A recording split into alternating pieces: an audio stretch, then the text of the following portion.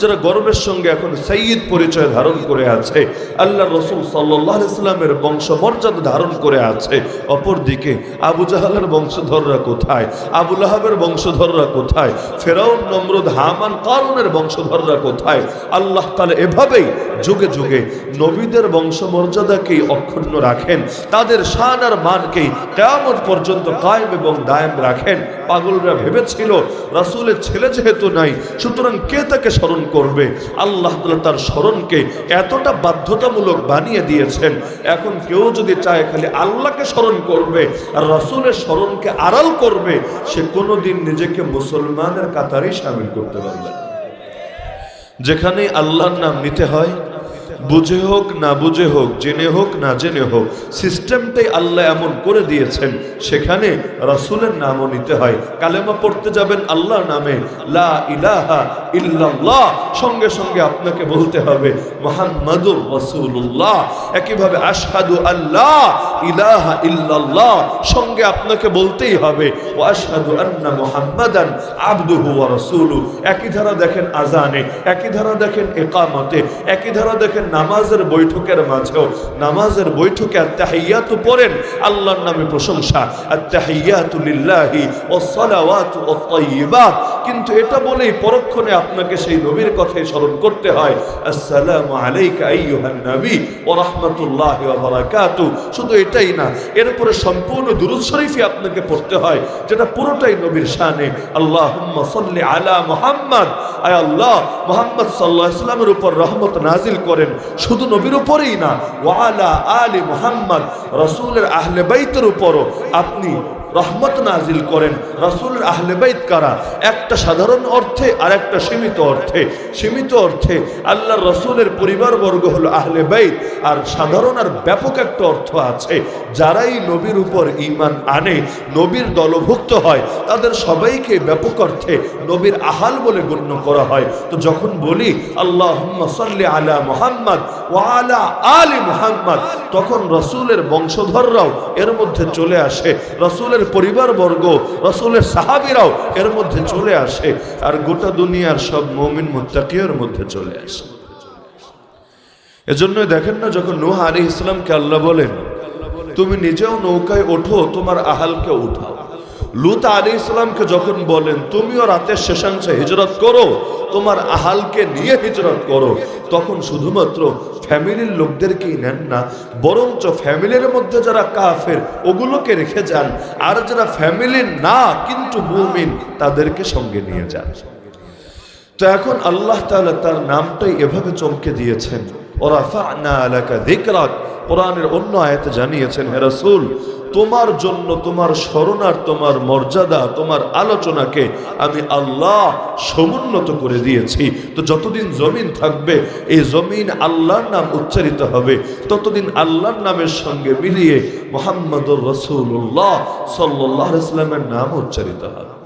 তো সূরা কাউসার এই আদর্শ আমাদের সামনে রেখে গিয়েছে। যখন শানের রিসালাতের উপর আঘাত এসেছে, জবাব রাসূলকে দিতে হয় নাই, তার আগেই রব্বুল আলামিন নিজেই জবাব দিয়ে দিয়েছে। কিন্তু আরো একটা ঘটনা ঘটলো মক্কায়, যখন রাসূলকে নিয়ে ব্যঙ্গ না, রাসূলকে নিয়ে ট্রোল না, রাসূলকে নিয়ে বিদ্রূপ না, স্বয়ং রব্বুল আলামিনকে নিয়ে ট্রোল শুরু হয়ে গেল। কি ট্রোল? তারা বলতে লাগলো, আরে আল্লাহর তো বাচ্চা কাচ্চা আছে, আল্লাহর তো বউ আছে, নাউযুবিল্লাহি মিন যালিক। কারা আল্লাহর বাচ্চা? ইহুদিরা বলতে লাগলো উযাইর আল্লাহর বেটা, ওয়াকালাতিল ইয়াহুদ উযাইর ইবনুল্লাহ। খ্রিস্টানরা বলল আরে না, ঈসা মসিহ হলো আল্লাহর পুত্র, আল্লাহর বেটা। ওয়াকালাতিন নাসারা আল মসিহ ইবনুল্লাহ। আর মক্কার মুশরিকরা বসে থাকবে, তারা বলল আরে আল মালাইকাতু বানাতুল্লাহ, ফেরেশতারা হলো আল্লাহর মেয়ে, আল্লাহর কন্যা।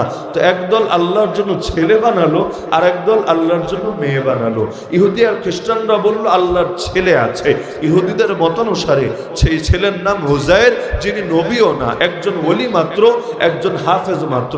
আর খ্রিস্টানদের বক্তব্য অনুসারে তিনি হলেন ঈসা মসিহ, যিনি আল্লাহর একজন নবী, আল্লাহর একজন রাসূল। আর মুশরিকরা ছেলের পরিবর্তে বানিয়ে দিল মেয়ে। আল্লাহ মুশরিকদেরকে সবচাইতে বেশি ধিক্কার দিয়েছেন বিভিন্ন আয়াতে। আরে তোরা নিজেদের জন্য মেয়ে পছন্দ করিস না, নিজেদের মেয়ে হলে তাকে ধরে জ্যান্ত দাফন করে ফেলিস, তোদের লজ্জা লাগে। ছেলে হলে ভালো লাগে, মেয়ে হলে লজ্জা লাগে। তো নিজেদের জন্য যেটা পছন্দ করিস না, আল্লাহর জন্য সেটাই সাব্যস্ত করে বসলি, কোনো ইলম ছাড়া, কোনো দলিল ছাড়া। এটা কোন ধরনের ন্যায় বিচার হলো? তো যখন এভাবে আল্লাহকে নিয়ে বিভিন্নভাবে ট্রোল করতে লাগলো, আবার একদল তো আল্লাহ সমকক্ষই বানিয়ে ফেলল। সমকক্ষ মানে কি? আমরা যেমন আকীদা পোষণ করি, সব আল্লাহই করেন। হায়াত আল্লাহই দেন, মৌত আল্লাহই দেন, সুস্থতাও আল্লাহই দেন, অসুস্থতাও আল্লাহই দেন, উপকারও আল্লাহই করতে পারেন, ক্ষতিও আল্লাহই করতে পারেন।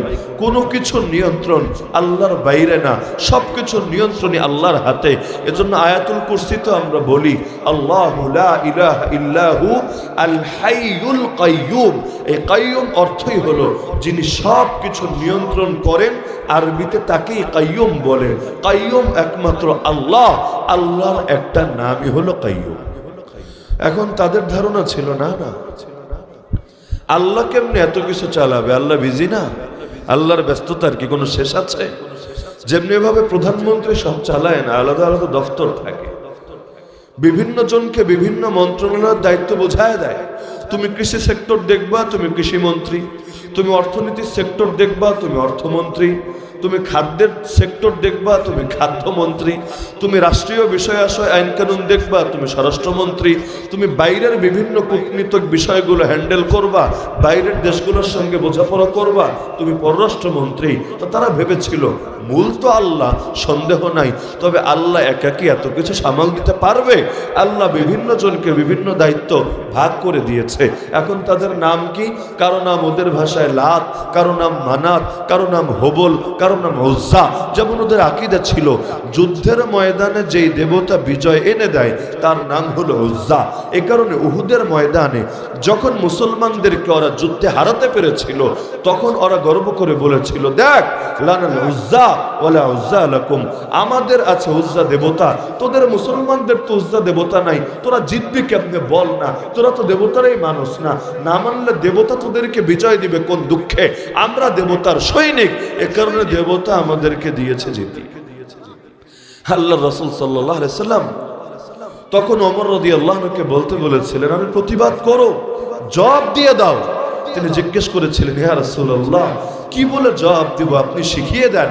তিনি বলতে বলেছিলেন, তুমি বলো আল্লাহু মাওলানা ওয়ালা মাওলা লাকুম।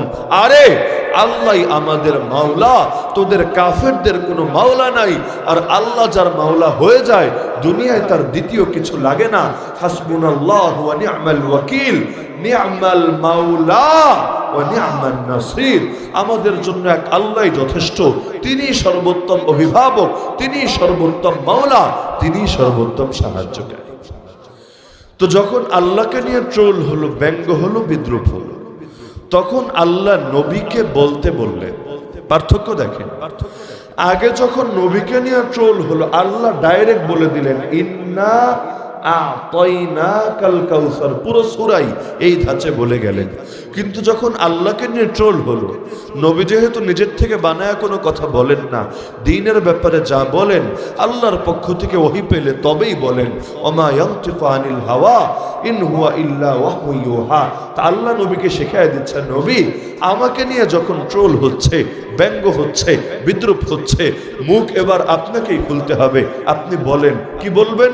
কুল হুয়াল্লাহু আহাদ আল্লাহুস সামাদ লাম ইয়ালিদ ওয়া লাম ইউলাদ ওয়া লাম ইয়াকুল লাহু কুফুয়ান আহাদ। আপনি বলেন না আল্লাহ এক। খ্রিস্টানরা যে বলে আল্লাহ তিন, এগুলো ভুয়া কথা। মুশরিকরা যে বলে আল্লাহ অনেকে মিলে একটা পরিপূর্ণ বোর্ড সভা, এগুলো সব ভুয়া কথা। আপনি বলুন আল্লাহ এক, আল্লাহ চির নির্মুখাপেক্ষী, তিনি কারো দিকে মুখাপেক্ষী হনই না, তিনি কাউকে জন্ম দেন নাই, কারো থেকে জন্ম নেনও নাই, তার সমকক্ষ কেউ কখনো হতেই পারে না। কি বুঝলেন? আল্লাহকে নিয়ে যখন লোকে আপত্তি করে তখনও বসে থাকার সুযোগ নাই, রাসূলকে নিয়ে যখন আপত্তি ওঠে তখনও বসে থাকার সুযোগ নাই। রাসূলকে নিয়ে যখন আপত্তি ওঠে আল্লাহ নিজেই ডাইরেক্ট জবাব দিয়ে দেন, হোক সেটা সূরা কাউসারে, হোক সেটা সূরা লাহাবে। তাব্বাত ইয়াদা আবি লাহাবি ওয়া তাব। আবু লাহাব তার আঙ্গুল উঁচিয়ে রাসূলকে নিয়ে ট্রোল করেছিল, ব্যঙ্গ করেছিল। আরে মোহাম্মদ তোর খায়া দেয় কাম নাই, তাব্বান লাকা ইয়া মুহাম্মদ আলিহাযা জামাতানা, তুই ফালতু দাওয়াত দেওয়ার জন্য আমাদেরকে একত্র করেছিস। তখন আল্লাহ নিজেই জবাব দেন, আরে রাসূলের দিকে আঙ্গুল তুলিস না, আবু লাহাব তোর দুইটা হাতই বরবাদ হয়েছে, ধ্বংস হয়েছে। শুধু তাই না, তুইও জাহান্নামে যাবি, তোর শেল্টার দাতা বউ জাহান্নামে যাবে। তো যখন রাসূলকে নিয়ে ট্রোল হয় আল্লাহ নিজে জবাব দেন, যখন আল্লাহরে নিয়ে ব্যঙ্গ হয় আল্লাহ নবীকে বলে দেন, নবী চুপ থেকো না, তুমিও এবার জবাব দাও। একইভাবে যখন ফেরেশতাদেরকে নিয়ে আপত্তি হয়, তাদের ফেরেশতাদের নিয়ে অনেক অ্যালার্জি ছিল, অনেক চুলকানি ছিল, বিশেষভাবে জিবরিল আমিনকে নিয়ে।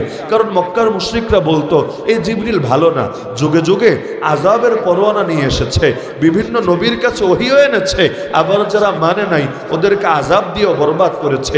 কাউকে কাউকে তার একটা ডানা দিয়ে এমন জোরে বাড়ি মেরেছে, পুরো সম্প্রদায় এক বাড়িতেই ভ্যানিশ হয়ে গেছে। তো তাদের বড় শত্রুতা ছিল জিবরিল আলাইহিস সালামের সাথে। আল্লাহ কোরআনে বললেন, আরে জিবরিলের দুশমন যারা, কারণ জিবরিল ওহী নিয়ে আসে তোমার কাছে, এজন্য যারা দুশমনী রাখে জিবরিলের উপর, আরে আল্লাহ নিজে তাদের দুশমনে পরিণত হন। তারা এমন কাফের যাদের অন্তরেই আল্লাহ মোহর মেরে দেয়। ফাইনাল্লাহ আদুউল লিল কাফিরিন।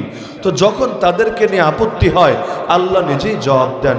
আবার উহুদের ময়দানে যখন আল্লাহর নামকে খাটো করা হলো আর হবল দেবতার উজ্জা দেবতার নামে তাকবীর দেওয়া হলো, তখন রাসূলই বলেন, এতক্ষণ চুপ থেকেছ, আমি চুপ থাকতে বলেছিলাম, কারণ কথা বললে ওরা টের পাবে আমরা কোথায় আত্মগোপন করে আছি, আবারও হামলা করতে পারে, রাসূলকেও শহীদ করে দিতে পারে, আবু বকর ওমরকেও শহীদ করে দিতে পারে। তো এতক্ষণ আমি চুপ থাকতে বলেছি, কিন্তু এখন আর চুপ থাকার সুযোগ নাই, এখন জবাব দাও।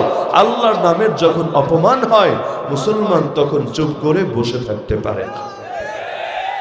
তা আল্লাহ তাআলা, তো এগুলো তো মাত্র 4টা উদাহরণ দিলাম আমি, উদাহরণ দিতে চাইলে রাত শেষ হবে, উদাহরণ শেষ হবে না। কোরআনের জায়গায় জায়গায় আল্লাহ আদর্শই আমাদের সামনে রেখে দিয়েছেন যে যখন আল্লাহকে নিয়ে কোনো কথা হবে, রাসূলকে নিয়ে কোনো কথা হবে, তখন মুসলমান চুপ থাকতে পারে না। হ্যাঁ, ব্যক্তিগত কারণে লোকে ছাড় দিতে পারে, যখন তার ব্যক্তিত্বের উপর আঘাত আসবে তখন সে বিনয় অবলম্বন করতে পারে, তখন সে নীরব থাকতে পারে। কিন্তু যখন দিন নিয়ে অবমাননা হবে তখন কোনো মুসলমান চুপ করে বসে থাকতে পারে না। আল্লাহ রাসূল সাল্লাল্লাহু আলাইহি ওয়াসাল্লামের এক সাহাবী ছিলেন যুদ্ধের ময়দানে। এমন সময় কাফেররা মুসলমানদেরকে খেপানোর জন্য একজন কাফের বারবার রাসূলকে নিয়ে গালিগালাজ করতে লাগলো। উদ্দেশ্য হলো মুসলমানরা যাতে রাগান্বিত হয়ে যায়, উত্তেজিত হয়ে যায়। কারণ ঠান্ডা মাথায় যেভাবে যুদ্ধের ময়দানে প্রতিটা বিষয় হ্যান্ডেল করা যায়, রাগের মাথায় যায় না। রাগের মাথায় লোকে এমন কিছু ঘটিয়ে ফেলে যার জন্য তার প্রতিটা পদক্ষেপ সুচিন্তিত হয় না, বরং পরে আফসোস করা লাগে বিভিন্ন পদক্ষেপের কারণে। ওই বাংলায় একটা কথা প্রচলিত আছে না, রেগে গেলেন তো হেরে গেলেন। সেটা বিতর্কের ময়দানেই হোক, সেটা কুস্তির ময়দানেই হোক, সেটা যুদ্ধের ময়দানেই হোক, মাথা যত ঠান্ডা থাকবে আপনার প্রতিটা পদক্ষেপ তত সুনিপুণ হবে, তত নিখুঁত হবে, তত সুগঠিত হবে। আর যত রাগের সাথে কাজ করবেন তত ভুল হতেই থাকবে আর হতেই থাকবে আর হতেই থাকবে। এ কারণে রাগ সৃষ্টি করে শয়তান, উদ্দেশ্য বান্দারে ক্ষতিগ্রস্ত করা। রাগ আসে আগুন থেকে, আর আগুন কখনো কল্যাণ বয়ে আনে না, অকল্যাণী বয়ে আনে।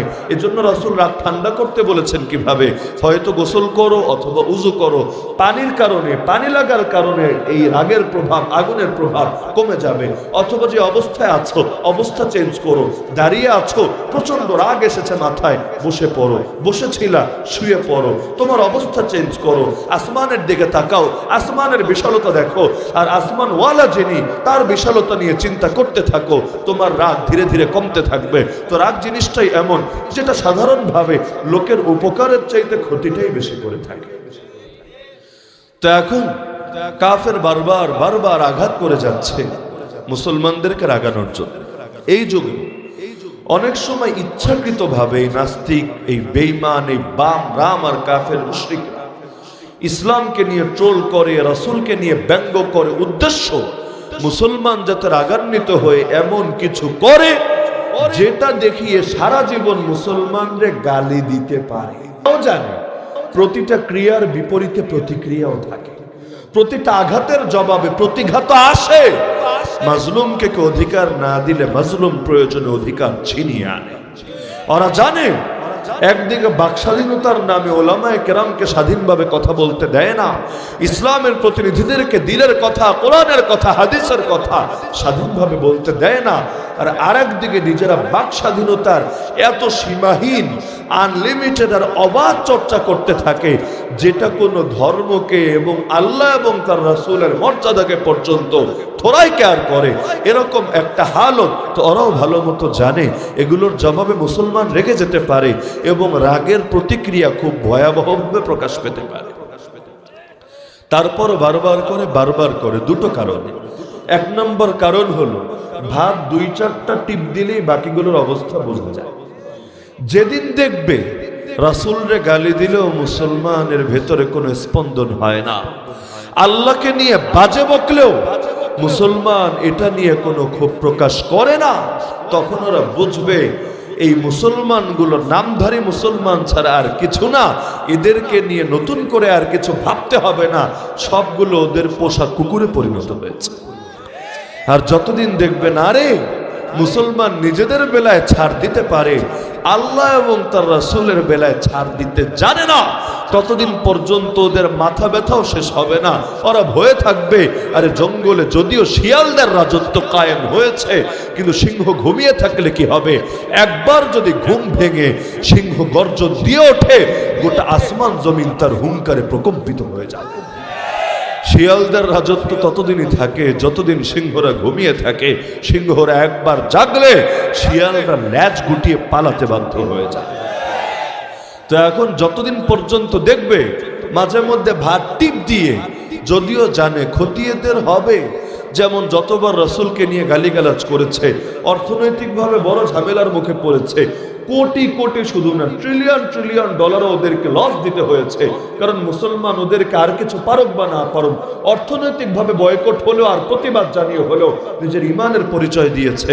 তো এখন ওরাও জানে ক্ষতি কিছু না কিছু হবে, কিন্তু মাঝে মধ্যে ভাত টিপ না দিলে মুসলমানদের ইমান কোন অবস্থায় আছে বুঝবে কেমনে?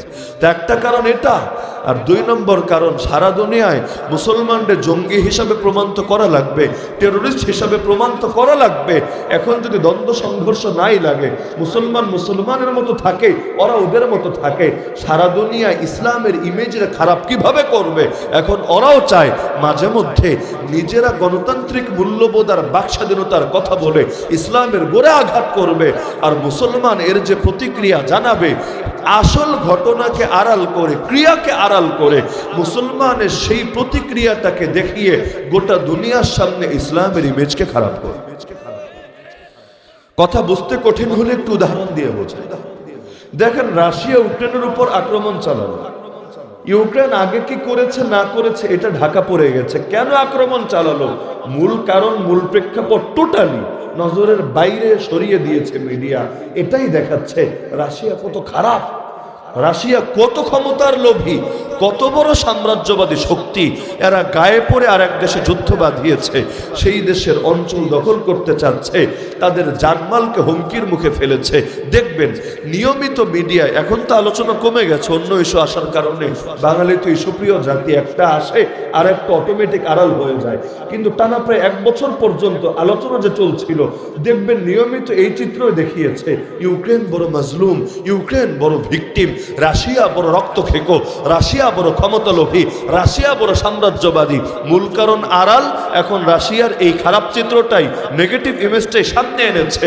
আর অস্ত্র দিয়ে বলেন, গোয়েন্দা সাপোর্ট দিয়ে বলেন, সাইবার সাপোর্ট দিয়ে বলেন, সর্বতভাবে এই ইউক্রেনের পাশে পশ্চিমা বিশ্ব দাঁড়িয়েছে। কিন্তু তাকান প্যালেস্টাইনের ইস্যুর দিকে, এখানে কেন আক্রমণ হলো আর কেন প্রতিরোধ হলো? মূল কারণগুলো আড়াল করেছে। কারা আসলে জালেম, কারা আসলে মাজলুম, মূল কারণগুলো আড়াল করে রেখেছে। শুধু দেখা দেখাচ্ছে আরে হামাসের কারণেই তো এই পরিণতি হয়েছে।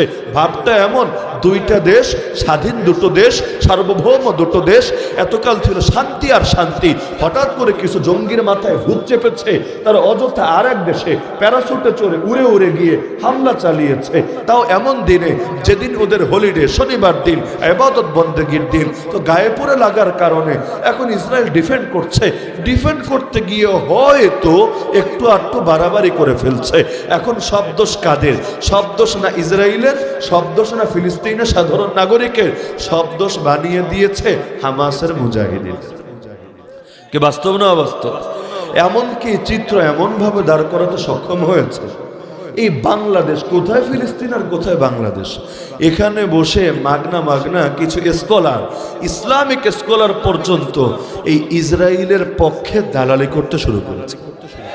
তাও আবার ঢালাওভাবে এটা বলে না যে আমরা প্যালেস্টাইনের মুসলমানের পাশে নাই, আমরা প্যালেস্টাইনের মজলুমদের পাশে নাই, আমরা গাজার পশ্চিম তীরের মুসলমানদের পাশে নাই। খালি তারা বলে আরে মুসলমানদের পাশে তো আছি, মুজাহিদদের পাশে নাই। এই পরিণতি মুজাহিদদের কারণে হয়েছে। যদি গায়ে পড়ে হামলা না চালাতো কিছুই হতো না, সবকিছু তো ভালোই থাকতো। ভাবটা এমন, গত ৭৫ বছরে কিচ্ছু হয়নি। গত ৭৫ বছর এদেরকে কোলে তুলে তুলে চুমু দিয়েছে আর আদর করেছে, অথচ যা হওয়ার সব তো আগেই হয়ে আছে। উড়ে এসে জুড়ে বসেছে এই পশ্চিমা বিশ্বের সাপোর্ট আর শেল্টারেই স্বাধীন একটা দেশকে দখল করতে করতে করতে পুরোটা তো খেয়েই ফেলেছে। ফিলিস্তিনের আছেটা কি? ছোট একটা গাজা শহর আর পশ্চিম তীরের সামান্য অংশ। তা পশ্চিম তীরের উপর আবার নিজেদের অধীনস্থ দালাল সরকারে বসিয়ে রেখেছে। তো স্বাধীন বললে শুধুমাত্র গাজাটাকেই গণ্য করা যেতে পারে। সব মিলিয়ে মুসলমানে কত আর মানুষই কত, 2 মিলিয়ন সামথিং, সব মিলিয়ে 23 লাখের মতো মানুষ। তার মধ্যে বাচ্চা কাচ্চার সংখ্যা আবার অগণিত, নারীদের সংখ্যাও কম না। তো নওজোয়ান আর যুবকের সংখ্যাই আর কত হবে? তো সংখ্যাটাই এত কম। তার মধ্যে আবার গড়ে প্রত্যেক 10 জনের 5 জন করে মানুষ মামলা খেয়ে ওদের জেলে পড়ে আছে। আবার গড়ে প্রতিটা 5 জন শিশুর 1 জন করে শিশু স্বাস্থ্যহানির কারণে, স্বাস্থ্যগত অবনতির কারণে মরে যাচ্ছে। ভালো ট্রিটমেন্টের ব্যবস্থা নাই, মেডিকেল সাপোর্ট নাই। আরে মেডিকেলই তো রাখে না, সাপোর্ট তো পরের কথা। আজকের কথা, ওদের আশিফা হসপিটালে পর্যন্ত ঢুকে পড়েছে। আর প্রায় সবগুলো হসপিটালের অবস্থা এমন, ধীরে ধীরে সব বন্ধ হবে। কারণ হসপিটাল তো খালি বিল্ডিংয়ের নাম না, হসপিটাল চালাতে যা লাগে কিছুই আর তেমন হাতে নাই। এমন একটা দেশ যেই দেশে স্বাধীন বাহিনী নেই, এমন একটা দেশ যেই দেশের স্বাধীনতার নাম কা অস্তে ছাড়া কিছুই না। পুরো দেশটাকে যদি বড় একটা জেলখানার সঙ্গে তুলনা করেন, আপনাদের ঢাকায় যেমন জেলখানা আছে, গাজীপুরে যেমন জেলখানা আছে, কাশিমপুরে যেমন জেলখানা আছে, এগুলোকে বলতে পারেন ছোট ছোট কারাগার। আর গাজা শহরটাকে বলতে পারেন সাইজে একটু বড় সাইজের কারাগার। তো কারাগার না তো কি? কারাগারে যেমন বন্দীদের ইচ্ছার উপর নির্ভর করে না কি চলবে কেমনে চলবে, বরঞ্চ জেল কর্তৃপক্ষ যারা, তাদের ইচ্ছার উপর নির্ভর করে কোনটা চলবে কেমনে চলবে। ওরা যদি চায় পানি পাবেন, ওরা যদি না চায় পানি পাবেন না। যেমনটা আমাদের ওই তিক্ত অভিজ্ঞতা পাড়ি দিতে হয়েছে। তো এখন সেই গাজা শহরের মধ্যেও হালতটা এমন, খেয়াল করলে দেখবেন তাদের বেশিরভাগ বাসার ছাদে একটা না কয়েকটা করে টাঙ্কি আছে। বলবেন আমগো বাড়ির ছাদে টাঙ্কি একটা, পানির টাঙ্কি। তাদের বাড়ির ছাদে পানির টাঙ্কি একাধিক। কেন? টাকা বেশি হয়েছে, রাখার জায়গা নেই এজন্য? না রে ভাই, পানি তো দেয় না। হঠাৎ একদিন আসে, আবার কবে আসবে কে জানে। যখন আসে একটু জমিয়ে রাখে যাতে করে কয়েকটা দিন একটু আরামের সাথে শান্তির সাথে চলতে পারে। হালত এমন, দেশের নাগরিক কয়টা, তার মধ্যে 80% মানুষকে আন্তর্জাতিক সাহায্যের জন্য পথ চেয়ে থাকতে হয়। এটার উপর নির্ভর করে জীবন ধারণ করতে হয়। আর এই জীবন কি জীবন? রোহিঙ্গা শরণার্থী শিবিরেও তো প্রায় 10 লাখ রোহিঙ্গা আছে, আর গাজা আর পুরো ফিলিস্তিন মিলিয়ে 23 লাখের মতো মুসলমান আছে। এদের জীবনটারে যেমন সম্পূর্ণ স্বাধীন জীবন বলা যায় না, শরণার্থী তো শরণার্থী, তাদের হালতটাও তো এমন। তো যা হারানোর সব তো হারিয়েই ফেলেছে, বরঞ্চ তাদের জন্য শাহাদাতের মৃত্যু সবচেয়ে উত্তম পথ বলে বিবেচিত হয়েছে। কারণ শিয়ালের মতো 1000 বছর বেঁচে লাভ নাই। জিল্লতির সঙ্গে 1,00,000 বছর বাঁচলে কি হবে? আরে প্রকৃত মুমিন যারা, তারা বাঁচলে একদিনই সিংহের মতো বাঁচার চেষ্টা করে। তো মুমিনদের শানই তো এটা। তো তাদের হারানোরই কি আছে, আর পাওয়ারই বা কিসের আশা আছে? অধিকার তো এমনিও দেয় না, অমনিও দিচ্ছে না। দিতে চাইলে ৭৫ বছরে বহুবারই দিতে পারত, দিতে যে চায় না এর প্রমাণ তো হাজার হাজার আছে। আর ইসরায়েলের প্রেসিডেন্টই চুক্তি করেছিল ইয়াসির আরাফাতের সাথে। আগেকার যুগেও যারা মিডিয়ার নজর রাখতেন তাদের জানা থাকার কথা, বা ইতিহাস পড়ে দেখেন, ইয়াসির আরাফাতের সাথে শান্তি চুক্তি করেছিল। কি মর্মে? এই মর্মে না যে তোমাদের আল আকসা তোমাদেরকে দিয়ে দিলাম, এই মর্মে না যে এখন থেকে জেরুজালেমের উপর তোমাদের ক্ষমতা মেনে নিলাম, বরঞ্চ এই মর্মে তোমরাও আমাদের দেশকে দেশ হিসাবে স্বাধীন হিসাবে মেনে নাও, আমরাও তোমাদের দেশকে স্বাধীন দেশ হিসাবে মেনে নাই, দুই দেশ দুই জাতি, এই মর্মে। তখনও মাজলুম, তখনও দেশের অধিকাংশ অংশ হারিয়েছে, নিজেদের বাপ দাদার ভিটে বাড়ি থেকে বঞ্চিত হয়েছে, তারপরও খালি এতটুকু বলেছে যে যতটুকু আছে ওটার আলাদা দেশ হিসাবে মানলাম, আর বাকি আমাদের যা আছে সেটাকে দেশ হিসাবে মেনে নাও। এই চুক্তিটা করার কারণে ইসরায়েলের পক্ষে যেই নেতা চুক্তি করেছে, এক বিশাল জনাকীর্ণ সমাবেশে প্রকাশ্যে গুলি করে তাকে হত্যা করে ফেলা হয়েছে। ভাবতে পারেন, অন্য দেশের প্রেসিডেন্ট না, যে তুরস্কের প্রেসিডেন্ট, বাংলাদেশের প্রেসিডেন্ট, এমন না, নিজের দেশের প্রেসিডেন্ট চুক্তি করেছে, তাও নিজেদের স্বার্থকে ঠিক রেখেই মেনে নিতে পারে নাই, মেরেই ফেলেছে। কি বুঝলেন? তার মানে ওরা দুই জাতি দুই দেশ চায় না। গাজার ওয়েস্টার্ন এই যে পশ্চিম তীরটা আছে, এটা একেবারে গিলতে পারছে না, কাটা হয়ে গলায় বেঁধে আছে, তাই আছে। বাস্তবে তারা দুই দেশ মানে না, তারা মানে এক দেশ। হামাসও যেমন মানে এক দেশ, ইসরায়েলকে দেশ হিসাবে স্বীকারই করে না, বরং বলে জারজ রাষ্ট্র। যেমনিভাবে বাংলাদেশও আজও পর্যন্ত ইসরায়েলকে রাষ্ট্র হিসেবে স্বীকার করে না, বলে জারজ রাষ্ট্র। একইভাবে ইসরায়েলও এই মত পোষণ করে, ফিলিস্তিন কোনো রাষ্ট্রই না, এটা হলো জারজ রাষ্ট্র। বলবেন ফিলিস্তিনটা জারজ রাষ্ট্র বলে কেন? ওদেরকে উচ্ছেদ করে ওদের ভিটে বাড়ি দখল করলো, তাহলে ওদেরকে আবার জারজ রাষ্ট্র বলে কেমনে? এটা বুঝতে চাইলে আকীদাকে টানতে হবে। আরে আমরা আমাদের আকীদার কথা বললেও লোকে বলে টেরোরিজম, লোকে বলে উগ্রবাদ, লোকে বলে জঙ্গিবাদ। নাম দিয়েছে কি জানেন? ধর্মের নামে আর আদর্শের নামে যে বাড়াবাড়ি, যে উগ্রবাদ, সেটার নাম নাকি জঙ্গিবাদ। অথচ কোনো একজন পাগল পারলে প্রমাণ করুক, এই ইসরায়েলের যে লড়াই করছে, ওরা যে রক্ত ঝরাচ্ছে, ওরা যে মা বোনের ইজ্জত লুফে নিচ্ছে, এগুলো ধর্মের নামে করছে না, এমনি এমনি মনে চেয়েছে তাই করছে, বা এমনি ক্ষমতার লোভ আর সাম্রাজ্যবাদের কারণে করছে। পারলে কেউ বিতর্কে আসুক, আমরা এটা হাতে কলমে প্রমাণ করে দিতে পারবো, ওরা যা করছে পুরোটা ধর্মের নামেই করছে। ওরা ইহুদি রাষ্ট্রে বিশ্বাসী, এক অখণ্ড বিশাল ইহুদি রাষ্ট্র, যার মূল নেতা হবে মসিহে দাজ্জাল। বলেন না নাউজুবিল্লাহ। যেমনি ভাবে আমাদের আকীদা, এক সময় গোটা দুনিয়া আবারও হবে ইসলামের ভূমি, যার নেতা হবেন আল্লাহর খলিফা মাহদি, আল্লাহ নবী ঈসা আলাইহিস সালাতু ওয়াস সালাম। তারা আসবেন, দুনিয়ার প্রতিটা ইঞ্চি ইঞ্চি মাটিতে আল্লাহর দ্বীনকে, আল্লাহর দ্বীনের পতাকাকে সমুন্নত করবেন। তো আমরাও এক মসিহের অপেক্ষায় আছি, তারাও এক মসিহের অপেক্ষায় আছে। আমাদের মসিহের নাম নবী ঈসা, ওদের মসিহের নাম মসিহে দাজ্জাল। তো এটা কি আকীদার ব্যাপার না অন্য কিছুর ব্যাপার? নবী ঈসা আমাদের আকীদার অংশ কিনা? বলেন, আকীদার অংশ কিনা? আল্লাহর খলিফা মাহদি আমাদের আকীদার অংশ কিনা? আকীদার কিতাবে আকীদাগুলো পাওয়া যায় কিনা? এমনকি এগুলো যদি কেউ না মানে, তাকে খাঁটি আর হকপন্থী মুসলমান বলা যায়? প্রশ্নই আসে না। যেমন কাদিয়ানিরা, গোলাম আহমদ কাদিয়ানিকে শুধু যে নবী বলে ভাই বিষয়টা এমন না।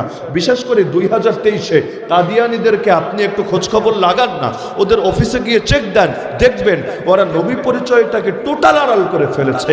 সবচাইতে বড় যেই পরিচয়টাকে ফোকাসে এনেছে সেটা হলো, ওরা বলে গোলাম আহমদ কাদিয়ানি মাসিহে মাউউদ আলাইহিস সালাম, নাউযুবিল্লাহ। ওদের ভাষ্যে মাসিহে মাউউদ মানে প্রতিশ্রুত মাসিহ। প্রতিশ্রুত মাসিহকে আমাদের আকীদা, প্রতিশ্রুত মাসিহ নবী ঈসা। কাদিয়ানীরা বলে গোলাম আহমদ কাদিয়ানী নবী ঈসা, নাউযুবিল্লাহ। তো যদি ও নবী ঈসাই হয়, দুনিয়া জুড়ে মুসলমানদের খেলাফত, ও যদি নবী ঈসাই হয়, দাজ্জাল এখনো মরল না কিভাবে? এখনো পর্যন্ত তার পতন হলো না কিভাবে? নবী ঈসা দুনিয়া থেকে যাওয়ার পর তখন জিজিয়ার বিধানও থাকবে না। কিসের জন্য? জিহাদ রহিত হয়ে যাবে। কিসের জন্য? কারণ তখন কাফের মুশরিকি থাকবে না, গোটা দুনিয়া যারা থাকবে সবাই মুমিন, সবাই মুত্তাকি। যার কারণে আল্লাহ এমন বরকত দেওয়া দিবেন, একটা আঙ্গুর খেয়ে এক পরিবারের লোকের পেট ভরে যাবে। এক ছাগলের দুধ খেয়ে ছোটখাটো একটা কবিলা তাদের সকলের চাহিদা পূরণ হয়ে যাবে, এমন বরকত দেওয়া আল্লাহ দিয়ে দিবেন। বরকতের মালিক আল্লাহ। আল্লাহ চাইলে অল্প জিনিসকেও সবার জন্য যথেষ্ট বানাতে পারেন, আবার প্রচুর পরিমাণ জিনিসকেও অপর্যাপ্ত বানিয়ে দিতে পারেন। যেমন আল্লাহ রসুল সাল্লাল্লাহু আলাইহি ওয়াসাল্লামের কাছে একবার দুধ হাদিয়া আসলো।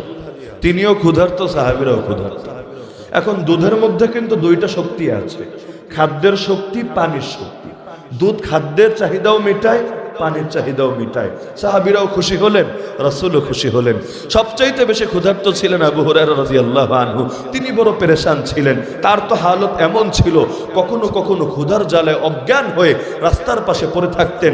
লোকে দেখে ভাবতো মৃগী রোগী, বাস্তবে মৃগী রোগী ছিলেন না, বাস্তবে অজ্ঞান হয়ে পড়েছিলেন ক্ষুধার জ্বালায়। তো রাসূলের কাছে যখন দুধ হাদিয়া আসলো, রাসূল দুধের বাটি আবু হুরায়রার হাতে তুলে দিয়ে বলেন, আবু হুরায়রা, সবাইরে খাওয়াও, পরে তুমিও খাও। আবু হুরায়রা রাদিয়াল্লাহু আনহু দুধ দেখে যতটা খুশি হয়েছিলেন, এই কথা শুনে তত বেশি পেরেশান হয়ে গেলেন। মানুষ আছে প্রায় 70 জন, দুধ হলো এক বাটি। সামনে দেখেছে একটু প্রাণ জড়িয়ে গিয়েছিল, খেলে পুরো পেট ভরুক না ভরুক কিছু চাহিদা তো মিটত। এখন 70 জনরে এক বাটি দুধ খাওয়ায়া পরে যদি নিজের খাওয়া লাগে, ওই খাওয়া না খাওয়ায় কি পার্থক্য থাকে? এখন রাসূল বলেছেন, বুঝে ধরুক আর না ধরুক, কাজ তো করাই লাগবে। এবার দুধ দেওয়া শুরু করেছেন, এক একজনের হাতে দুধ তো দিয়েছেন, কিন্তু মনটা তো দুধের সঙ্গে লেগে আছে। ভাইরে ভাই, বেশি খাইস না, আমার তো খাওয়া লাগবে, ক্ষুধা তো পেটে লেগে আছে। এখন একজন একজন দেয়, আর দুধের বাটির দিকে তাকায়। তিনি অবাক, কিরে বাটির দুধ দেখি কমে না। তিনি ভেবেছেন অন্যদের পেটে হয়তো অত বেশি ক্ষুধা নাই, আর সবাই স্যাক্রিফাইস করছে, অন্যদের জন্য কম কম করে খাচ্ছে। এখন দেখতে দেখা যাচ্ছে চুমুক তো ভালো মতোই টানে, কিন্তু দুধ তো ফুরায় না। তিনি ভাবলেন হয়তো সকলে রাসূলকে বুঝতে দিচ্ছে না, কৌশল করে চুমুক তো দিচ্ছে, কিন্তু খাবারে টান লাগাচ্ছে না। দিতে দিতে দিতে দিতে দিতে একে একে একে সবাইরও দুধ খাওয়ায় ফেললেন। এখনো দুধ যতটুকু ছিল ততটুকুই রয়ে গেল।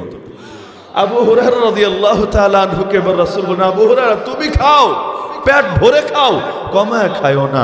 আবু হুরায়রা তো অবাক, কিন্তু যেহেতু কথা রাসূল বলেছেনই, আর তো দেরি করার কোনো কারণ নাই। তিনি মুখ লাগিয়ে খেতে লাগলেন, খেতে লাগলেন, খেতে লাগলেন। আবু হুরায়রা বলেন, খেতে খেতে খেলে পেট ভরি নাই, গলা পর্যন্ত ভরে ফেলেছি। তখনও তাকিয়ে দেখি বাটিতে দুধ যা ছিল তাই রয়ে গেছে। এবার আমি বাটি এগিয়ে দিলাম রাসূলুল্লাহ সাল্লাল্লাহু আলাইহি ওয়াসাল্লামের কাছে, তিনিও খেলেন। তো এক বাটি দুধ দিয়ে সকলে তৃপ্ত হয়ে গেলেন, সকলের জন্য যথেষ্ট হয়ে গেল এক বাটি দুধ। আরে এটার নাম না বরকত? বরকত মানে পরিমাণে বেড়ে যাওয়া না শুধু, আরে অনেক সময় এমন হয় পরিমাণে বাড়ে কিন্তু চাহিদা মোটেও মেটে না, আবার কখনো পরিমাণে দেখতে কম থাকে, চাহিদা মিটে যায়।